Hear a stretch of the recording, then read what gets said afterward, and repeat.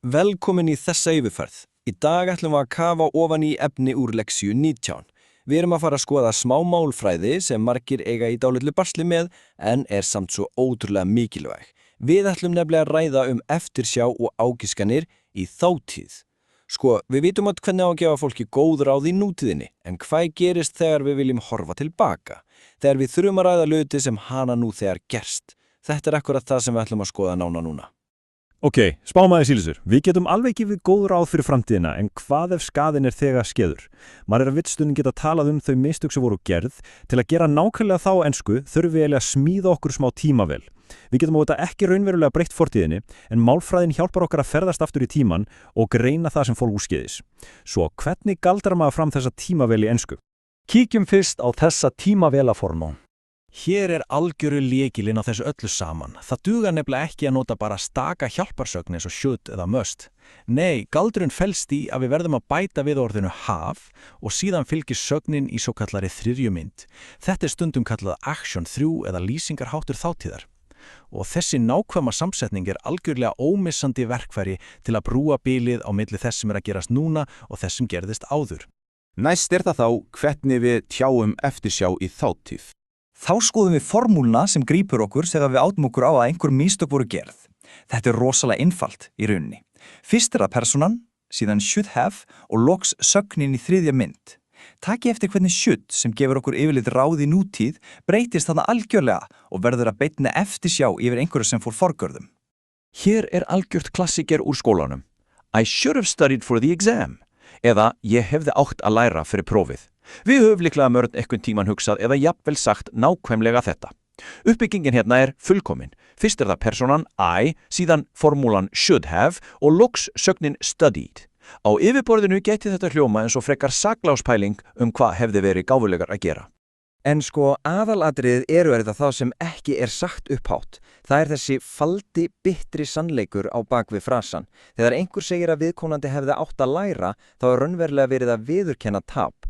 Merkingin er nefnilega, en ég gerði það ekki og ég féll á prófinu.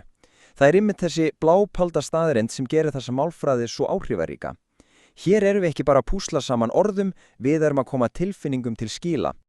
Kíkjum á annað mjög þekkt dæmi, en núna í þriðju persónu til að sýna hvernig þetta virkar neikvært. He shouldn't have eaten that pizza.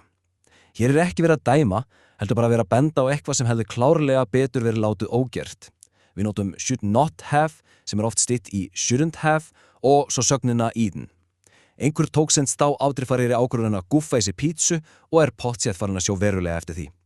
Og af hverju sér hann eftir því? Jú, þessi uppbygging ber alltaf með sér einhverja afleiðingu í nútíðinni. Faldamerkingin hlýtur nefnilega að vera, en hann gerði það samt og núna er hann með svakalegan magaverk. Gjörðin sjálf gerðist í fortíðinni, en sársokkurinn er hér og nú. Það er algjör snilld hvernig málfræðin leyfir okkur að pakka heili sögu orsakir og afleiðingar inn í svona stutta og hnitmiðaða setningu. Svo er það seinni hlutinn, ágiskun spærarans. Ímyndum okkur núna að við séum rannsóknarlögregla. Við mætum á vettvang og byrjum að safna staðareyndum. Fyrsta sönnunargagnið sem við tókum eftir, jörðin er algjörlega rennblott. Annars sönnunargagnið, seðlaveskið hans Johns finnst hvergi. Það eru engin vitni að því sem gerðist, við höfum bara þessa vísbendingar fyrir framan okkur. Spurningin er þá, hvernig notum við einskuna til að ráða fram úr þessum gátum? Svarið liggur í þessari reglu hér. Þegar maður er mjög viss eitthvað sem hefur gerst í fortíðinni, algjörlega út frá augljósum sönnunargögnum, þá grípum við í þessa formúlu. Það er persóna eða hlutur og svo kemur must have og við endum á sögninni í þriðju mynd. Þetta er ekki bara eitthvað blind gisk, þetta er rökstudd, nánast vísindaleg ályktun spæjarans. Og svona leysum við ráðgáturnar. Út frá rennblótu jörðinni getum við sagt með næstum fullkomni vissu it must have rained last night. Það hlýtur einfallega að hafa rignt. Og hvað með veskið hans Johns? Jú, svarið liggur í augum uppi. Someone must have stolen it. Einhver hlýtur að hafa rent honum. Enginn sá rigninguna, enginn sá þjófinn, en sönnunargögnin kallar hreinlega á þessa nákvæmu málfræði til að varpa ljósi á það sem gerðist. Næst skulum við skoða ómögulegu gildruna. Hér verðum við aðeins að staldra við og passa okkur, því nú fer þetta að verða lúmst. Við vorum að skoða jákvæða ályktunina, ef maður 100% vissum að einhver hafi gert eitthvað, þá nota maður must have. En hvað ef sönnunargögnin sýna fram á að eitthvað sé hreinlega ómögulegt? að viðkomandi gæti klárlega ekki hafa gert það.